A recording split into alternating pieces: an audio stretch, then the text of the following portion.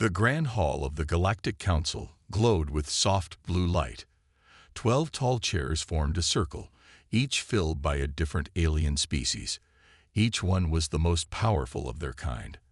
They rarely agreed on anything, but today they all shared the same feeling: fear. "The energy readings have dropped by another 8% in the Norva sector," said Councillor Mech, his crystal skin flashing with worry. "That makes 17 star systems affected this month alone." Around the circle, the other council members shifted uneasily. Some had no faces to show emotion. Others had too many, but all showed signs of deep concern. "Our best scientists are still unable to explain it," said Councillor Rill, her 4 wings buzzing softly. "The stars are being drained of energy, but we cannot find the cause." The Council had ruled the galaxy for 10,000 years. They had solved problems from black hole collapses to plague outbreaks. But this was different. Something was taking energy from the stars themselves, and nothing in their vast knowledge could explain it. "Perhaps," said a quiet voice, "we need a different kind of thinking." All eyes turned to Councillor Dai of the Luminar. His white, glowing body dimmed slightly as attention fell on him. "We have the 12 most advanced species in the galaxy at this table," he continued. "But maybe that's the problem. Maybe we need a less advanced perspective." "What are you suggesting?" asked the council leader, her voice echoing strangely through her breathing tubes. "I suggest we consult with one of the younger species, one that still sees the universe with fresh eyes." A hall erupted in noise. Some council members laughed. Others shouted in anger. A few simply stared in shock. "Silence," commanded the leader. The room grew quiet. "Which species do you suggest, Dai?" Dai's glow pulsed once. "The humans." The outrage was immediate. Councillor Han of the silicon-based Solari rose from his seat, his rock-like body grinding with anger. "The humans. They're barely space-capable. Their planet is still under quarantine. They'd fight wars among themselves. They haven't even unified their own world." "Exactly," said Dai. "They are young. They think differently. They haven't specialized their minds like we have. They still see patterns where we see only facts." The debate lasted for 3 days. In the end, curiosity won over tradition. One human would be invited to the council station, hidden in the space between galaxies. One human would be allowed to see what the most advanced minds in the universe could not solve. Jai-Ho Kim stepped out of the transport ship and tried not to look impressed. It wasn't easy. The docking bay alone was bigger than his hometown. Strange ships of all shapes lined the walls. Aliens moved about their business, some floating, some crawling, some walking on too many legs. "I will not throw up," he told himself firmly. "Earth is counting on me." Jai-Ho was not a scientist or a politician. He was a problem solver, someone who saw connections others missed. When the alien message had arrived, asking for one human who sees patterns in chaos, his name had somehow risen to the top. A tall, glowing figure approached. Jai-Ho recognized it as a luminar from his briefing files. "I am Councillor Dai," it said in perfect English. "You are the human, Jai-Ho Kim." Jai-Ho nodded, trying to look calm while his heart raced. "I am." "You are smaller than I expected," said Dai. Jai-Ho smiled. "And you're brighter. Do all of you glow like that?" "You are not afraid to speak directly." "Good. Follow me, human. The council waits." As they walked through the massive station, aliens stopped to stare at Jai-Ho. Some looked disgusted, others curious. Jai-Ho felt sweat on his back, but he kept his head high.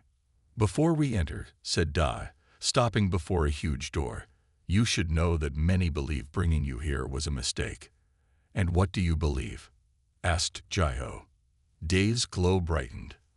"I believe that when all the clever answers fail, sometimes you need a simple question. Are you ready?" Jai-Ho took a deep breath and nodded. The doors opened. The council chamber was silent as Jai-Ho entered. 12 pairs of alien eyes, some glowing, some compound, some barely eyes at all, watched his every move. He bowed slightly, as he had been told was proper. "This is the human," asked a being made of what looked like solid rock. Its voice was deep and grating, like stones rubbing together. "I am Jiho Kim of Earth," Jiho said, his voice steadied despite his racing heart. The council leader, a tall blue creature with breathing tubes along her neck, spoke. "Human, we face a crisis beyond your understanding. But Councillor Day believes your primitive thinking might offer new insight." Jiho noticed the pause. Primitive. He had been warned the council species sought humans as barely more than clever animals. He would have to prove them wrong. "I would be honored to help," he said. "What is the problem?" For the next hour, they showed him data. Star systems losing energy, power levels dropping across the galaxy, billions of lives at risk if it continued. The data was shown on screens that floated in the air. Some of it made no sense to Jiho. The math was far beyond Earth science. "You cannot possibly understand all of this," said the rock being. "That is Councillor Han of the Solari," Dai whispered to Jiho. "He was most against bringing you here." Jiho nodded. "I don't understand all of it," he admitted. "But sometimes fresh eyes see what experts miss. May I ask questions?" The council seemed surprised by this request, but the leader nodded. "When did this start?" Jiho asked. 52 galactic days ago," answered a counselor with 6 arms. "And where did it start?" The counselors looked at each other. "We don't know," said Han. "We only noticed when multiple systems were affected." Jiho walked closer to the floating screens. "Can you show me a map of all affected systems? With dates?" A new image appeared, a 3D map of the galaxy with red dots showing affected star systems. Jiho walked around it slowly, studying it from all angles. "There's a pattern," he said after a few minutes. "Impossible," said Han. "Our best computers have analyzed this data. There is no pattern." "But there is," Jiho insisted. He pointed to several spots on the map. "The effect is spreading outward, like ripples in water. Whatever is causing this started here, in this empty region of space." The council chamber erupted in voices, some angry, some curious. Han stomped forward, his stone body making the floor vibrate. "This is why we shouldn't waste time with primitives," he said. "There is nothing in that region. We would have detected it." "Unless," said Jiho, "it's something you weren't looking for." The leader raised her hand for silence. "Explain, human." Jiho took a deep breath. "Your science is far beyond ours. But sometimes advanced minds look for advanced answers. This pattern is simple, too simple for your computers to see as important. I think someone or something is doing this on purpose." "A weapon?" asked Da, his glow pulsing with concern. "Or a test," Jiho said. "Or maybe even a message." Han made a grinding noise that might have been a laugh. "This is absurd. Stars don't carry messages." "Maybe not to you," Jiho replied. "But humans once used smoke signals and drum beats to communicate. Simple methods can carry complex information." The leader studied Jiho with her strange eyes. "You believe this energy drain is artificial, created by some intelligence?" "I do," said Jiho. "And if I'm right, we need to find out who is sending the message and what they're trying to say." For a long moment, no one spoke. Then Day's glow brightened. "I told you a human perspective might be valuable," he said to the council. "They still think in ways we have evolved beyond." Han's rocky face could not show emotion, but his voice was cold. "Or they imagine patterns where none exist. But if the human wants to pursue this theory, let him. I will supervise personally."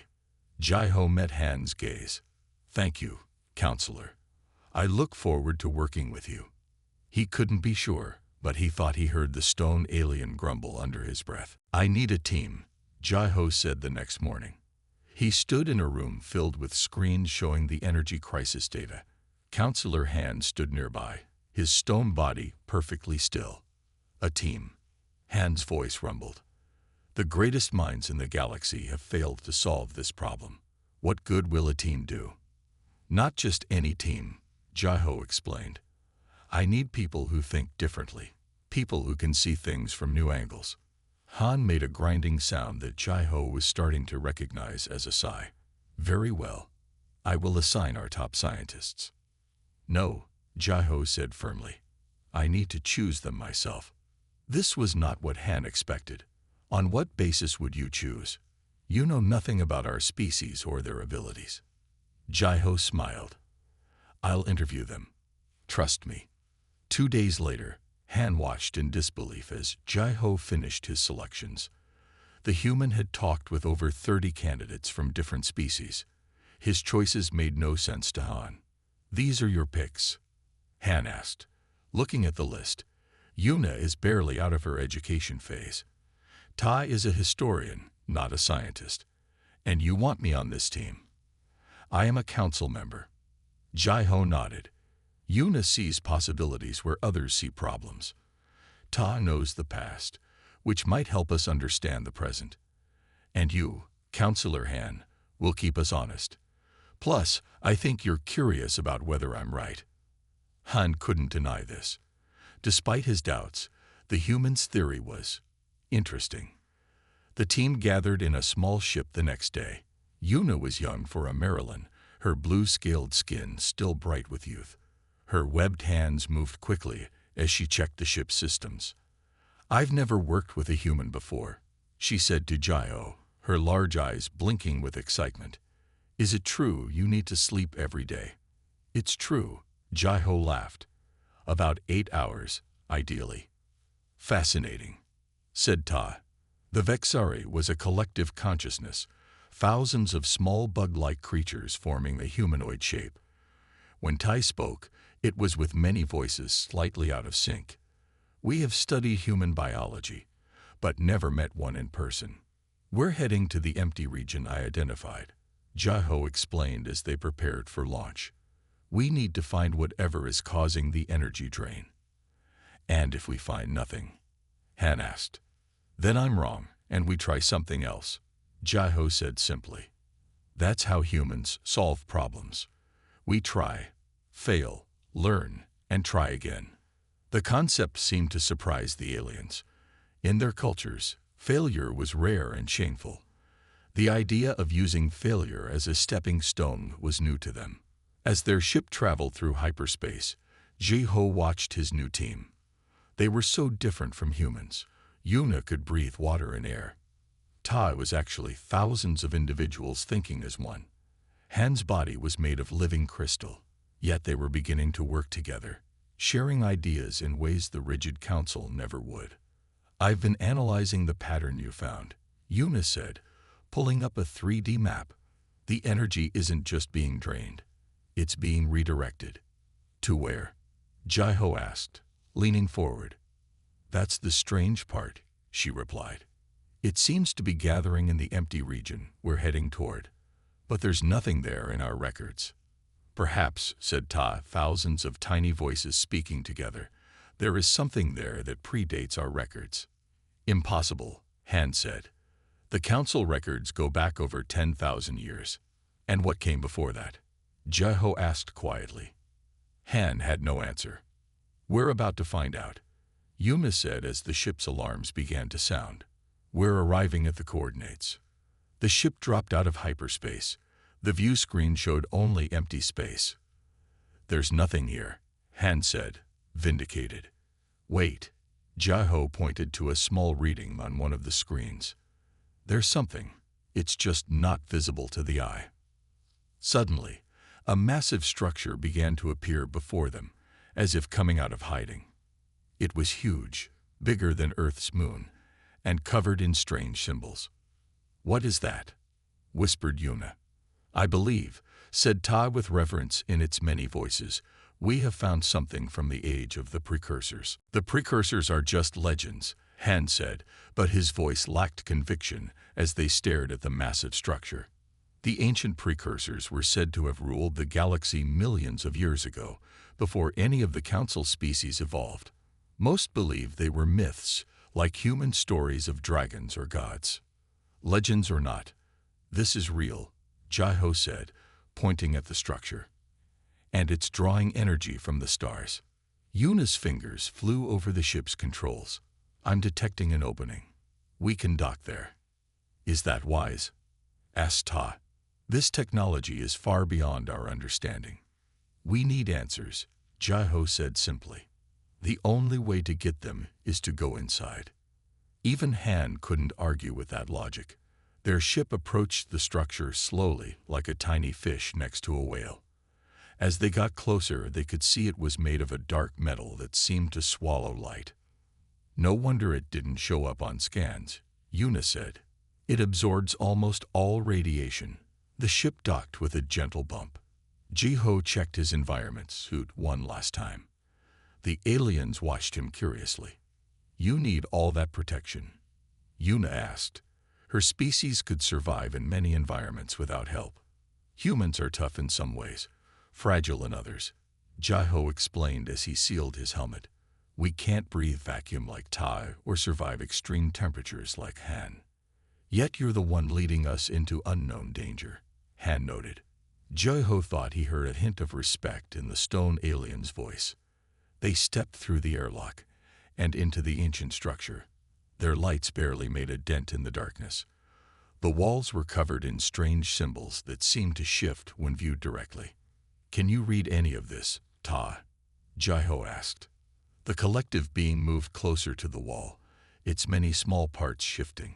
Some patterns are familiar from ancient records. I need time to study them. They moved deeper into the structure. The corridors seemed to go on forever, turning and branching in ways that made no sense. We should leave markers, Jai-Ho suggested, taking a small light from his pack and placing it on the floor, so we can find our way back. Good idea, Yuna said, looking impressed. Our navigation systems are having trouble in here. After walking for what felt like hours, they entered a vast chamber. In the center stood a pillar of swirling energy, pulsing with power. This must be where the star energy is going, Han said, approaching the pillar carefully. Suddenly, a loud humming filled the air. Lights began to flash along the walls. I think we triggered something, Jai-Ho warned. Everyone, stay close. Before he could finish, a barrier of energy appeared, separating the team. Jai-Ho and Han were cut off from Yuna and Ta. Yuna, Ta, can you hear me? Jai-Ho called into his communicator. We hear you. Yuna's voice came back, filled with static. We're okay, but we can't get through the barrier. Find another way around, Jai-Ho instructed. Han and I will continue forward. We'll meet up later. This is why bringing the human was a mistake, Han said as they walked on. Your curiosity has trapped us. My curiosity is also how we found this place, Jai-Ho reminded him. And how we'll find a way out. They entered another chamber, smaller than the first. As they stepped inside, the floor beneath them suddenly dropped away. Ji-Ho reacted instantly, diving forward and grabbing onto an edge.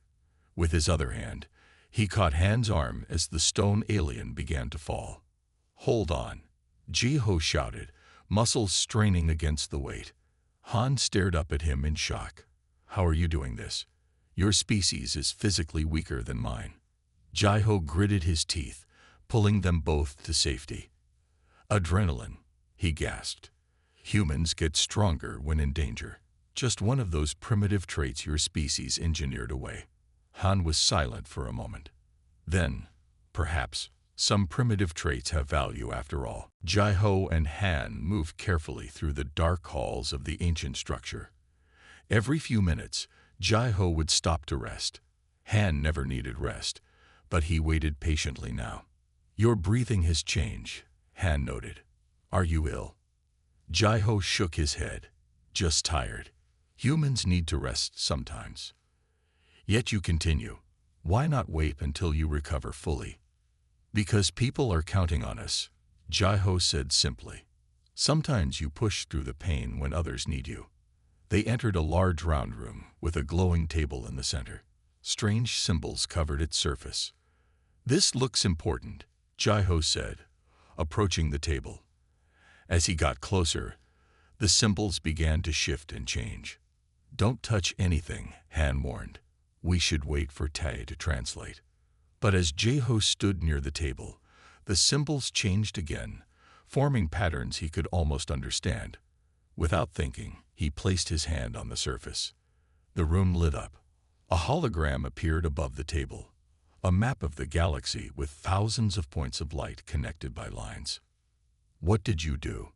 Han asked, amazed. "I don't know," Jai-Ho admitted. "It just responded to me." Their communicators crackled. "Jai-Ho, Han, can you hear us?" It was Yuna's voice. "We hear you," Jai-Ho replied. "Have you found anything?" "Yes," Ta's many voices answered. "We've discovered data stores, ancient records from the precursors themselves." "Can you read them?" Han asked. "Some," Ta said. "Enough to understand what this structure is. It's not a weapon. It's a shield." Jai-Ho and Han looked at each other in surprise. "A shield against what?" Jai-Ho asked. "Against something the precursors called the cleansing," Ta explained. "A wave of energy that sweeps through the galaxy every 50,000 years. It destroys all advanced life. The precursors built this structure and others like it across the galaxy," Yuma added. "They form a network that can protect against the wave." Han moved closer to the hologram. "These points of light, are they other structures?" "I believe so," Jai-Ho said, "but many are missing." He pointed to gaps in the network. "That's the problem," Ta said through the communicator. "According to these records, the network needs to be complete to work, but many pieces are missing." Suddenly, Han froze. His crystal body seemed to dim slightly. "Han, what's wrong?" Jai-Ho asked. "The missing pieces," Han said slowly. "For centuries, the Council has been finding strange artifacts in space, ancient technology we couldn't understand, but could harvest for parts." Jai-Ho's eyes widened. "You've been dismantling the network." Han nodded, without knowing what it was. "We thought they were just abandoned relics." "The energy drain," Jai-Ho realized. "The system is trying to power up because the cleansing is coming again." "How soon?" Han asked. Before Jai-Ho could answer, the hologram changed. It showed a wave of energy moving through space, heading toward their galaxy. "Soon," Jai-Ho said. "Very soon." Yuma and Tai found them a few minutes later. Together, they studied the hologram and the ancient data. "There's something else," Ta said. "The system is responding to Jai-Ho in a way it shouldn't." "What do you mean?" Jai-Ho asked. "The precursors designed this technology to recognize their neural patterns," Tai explained. "But they disappeared millions of years ago. No species should be able to activate it so easily." "Except humans," Yuma said, looking at Jai-Ho with new eyes. "Your brains must be similar to the precursors." "That's impossible," Han said. "Humans are too young a species." Jai-Ho touched the table again, and more information appeared. "Maybe not so impossible," he said quietly. "Maybe the precursors had a hand in human evolution. Or maybe..." "Maybe what?" Han asked. Jai-Ho looked up at his companions. "Maybe they're our ancestors." Jai-Ho and Han moved carefully through the dark halls of the ancient structure. Every few minutes, Jai-Ho would stop to rest. Han never needed rest, but he waited patiently now. "Your breathing has changed," Han noted. "Are you ill?" Jai-Ho shook his head. "Just tired. Humans need to rest sometimes." "Yet you continue. Why not wait until you recover fully?" "Because people are counting on us," Jai-Ho said simply. "Sometimes you push through the pain when others need you." They entered a large round room with a glowing table in the center. Strange symbols covered its surface. "This looks important," Jai-Ho said, approaching the table. As he got closer, the symbols began to shift and change. "Don't touch anything," Han warned. We should wait for Tai to translate. But as Jeho stood near the table, the symbols changed again, forming patterns he could almost understand. Without thinking, he placed his hand on the surface. The room lit up. A hologram appeared above the table, a map of the galaxy with thousands of points of light connected by lines. "What did you do?" Han asked, amazed. "I don't know," Jeho admitted. "It just responded to me." Their communicators crackled. "Jeho, Han, can you hear us?" It was Yuna's voice. "We hear you," Jeho replied. "Have you found anything?" "Yes," Ta's many voices answered. "We've discovered data stores, ancient records from the precursors themselves." "Can you read them?" Han asked. "Some," Ta said. "Enough to understand what this structure is. It's not a weapon. It's a shield." Jeho and Han looked at each other in surprise. "A shield against what?" Jeho asked. "Against something the precursors called the cleansing," Todd explained. "A wave of energy that sweeps through the galaxy every 50,000 years. It destroys all advanced life. The precursors built this structure and others like it across the galaxy," Yuna added. "They form a network that can protect against the wave." Han moved closer to the hologram. "These points of light, are they other structures?" "I believe so," Jeho said, "but many are missing." He pointed to gaps in the network. "That's the problem," Ta said through the communicator. "According to these records, the network needs to be complete to work, but many pieces are missing." Suddenly, Han froze. His crystal body seemed to dim slightly. "Han, what's wrong?" Jeho asked. "The missing pieces," Han said slowly. "For centuries, the Council has been finding strange artifacts in space, ancient technology we couldn't understand, but could harvest for parts." Jeho's eyes widened. "You've been dismantling the network." Han nodded, without knowing what it was. "We thought they were just abandoned relics." The energy drain, Jeho realized. The system is trying to power up, because the cleansing is coming again. "How soon?" Han asked. Before Jeho could answer, the hologram changed. It showed a wave of energy moving through space, heading toward their galaxy. "Soon," Jeho said. "Very soon." Yuna and Ta found them a few minutes later. Together, they studied the hologram and the ancient data. "There's something else," Ta said. "The system is responding to Jeho in a way it shouldn't." "What do you mean?" Jeho asked. "The precursors designed this technology to recognize their neural patterns," Todd explained. "But they disappeared millions of years ago. No species should be able to activate it so easily. Except humans," Yuna said, looking at Jeho with new eyes. "Your brains must be similar to the precursors." "That's impossible," Han said. "Humans are too young a species." Jeho touched the table again, and more information appeared. "Maybe not so impossible," he said quietly. "Maybe the precursors had a hand in human evolution. Or maybe..." "Maybe what?" Han asked. Jeho looked up at his companions. "Maybe they're our ancestors." 1 week after the failed council meeting, Jeho stood on the bridge of a ship that wasn't supposed to exist. Around him worked a crew that wasn't supposed to be there. "Status report," he said to Yuna, who was checking the ship's systems. "All systems ready," she replied. "But the council fleet is still searching for us." Jeho nodded. When the council had deadlocked on what to do about the cleansing, he had made a choice. With help from Han, Ta, and others who believed their warning, they had borrowed a ship and escaped the council station. Now they were gathering allies, species not represented on the council, who understood the threat. Many of the younger spacefaring races had joined their cause. "The precursor map shows 5 key points where we need to rebuild network nodes," Tai explained, pointing to a hologram. "We have teams at 3 locations already. The council is protecting the 4th location," Han added. His decision to join Jeho had shocked everyone, especially the other council members. They believe they can study the technology and use it themselves. And the fifth? Jai-Ho asked. That's where we're heading now, Yuna said. But our sensors show something strange.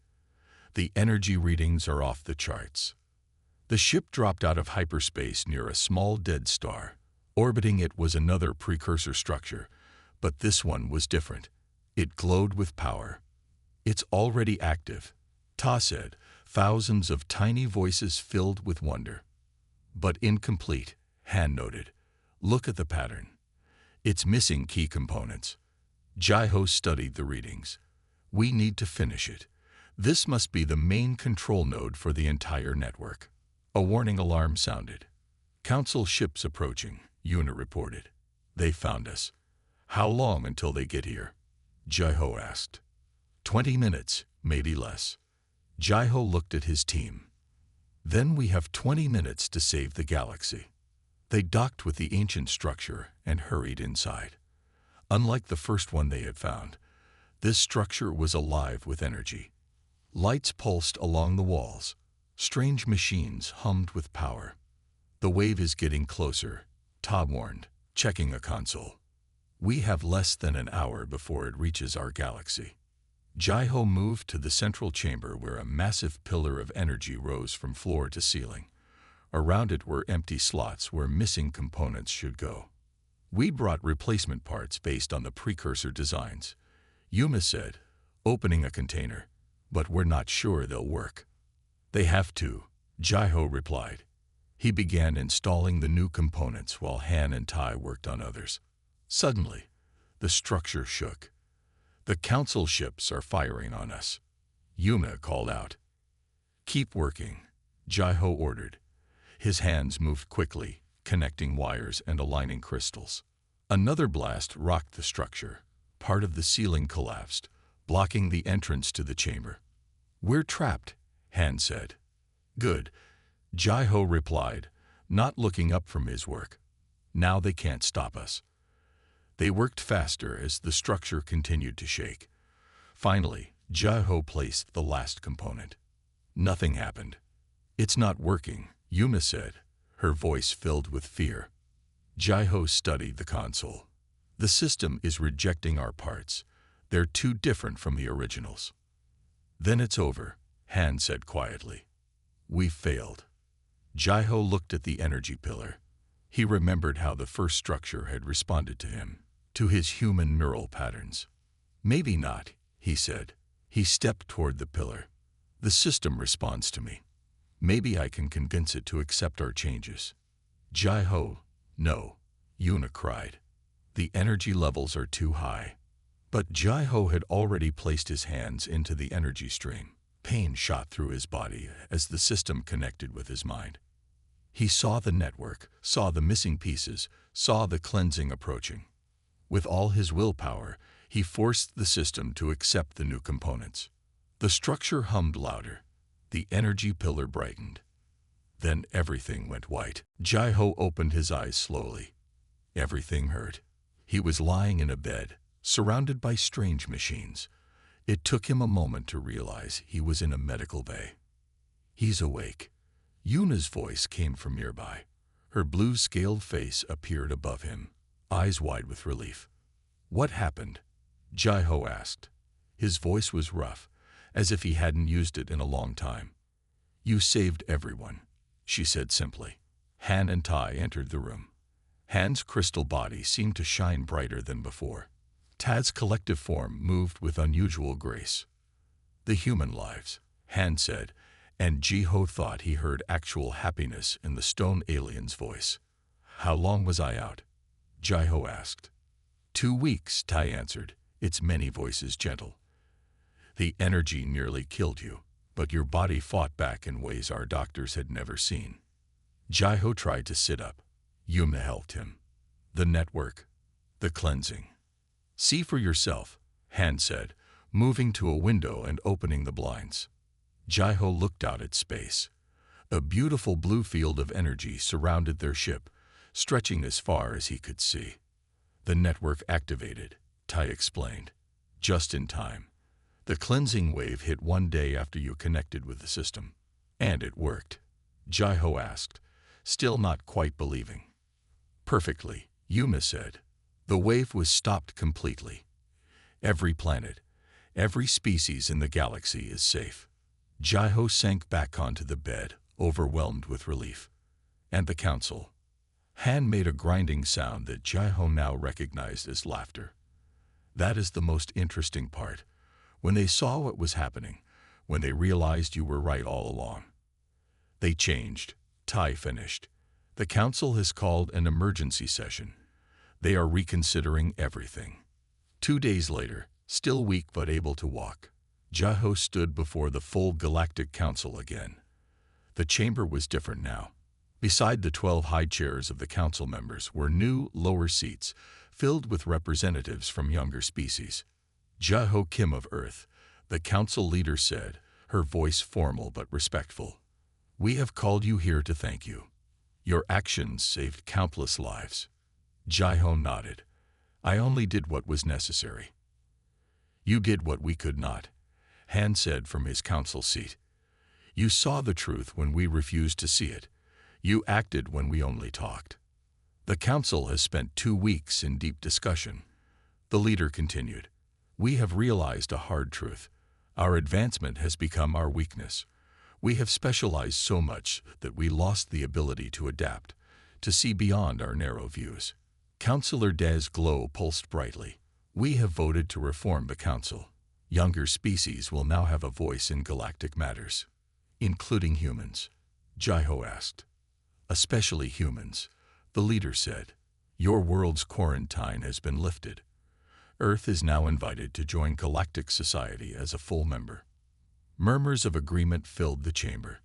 Even those who had most strongly opposed Jaiho now nodded in acceptance. There is more, Ta said, stepping forward. The precursor data has revealed something extraordinary about humans. Jaiho looked at his friend, curious.